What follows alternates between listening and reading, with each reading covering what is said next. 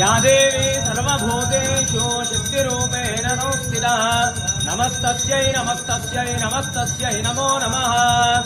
శ్రీ ఏడుపాయల వనదుర్గా భవానీ దేవస్థానం తెలంగాణ రాష్ట్రంలోనే ఎంతో ప్రసిద్ధమైనటువంటి క్షేత్రము ఏడుపాయలు.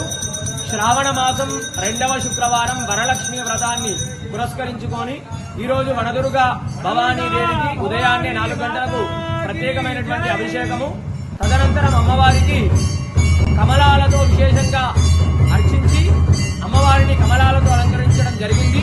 ఈ యొక్క వరలక్ష్మి వ్రతం రోజున అమ్మవారిని కమలాలతో అర్చించడం వల్ల, ఈ యొక్క అమ్మవారిని దర్శించుకోవడం వల్ల కూడా సకల శుభాలు, అష్టైశ్వర్యాలు, సౌభాగ్యము, సంతానము కలుగుతాయి. మరి ఉదయం నుండే కూడా భక్తుల రద్దీ అధికంగా ఉంది.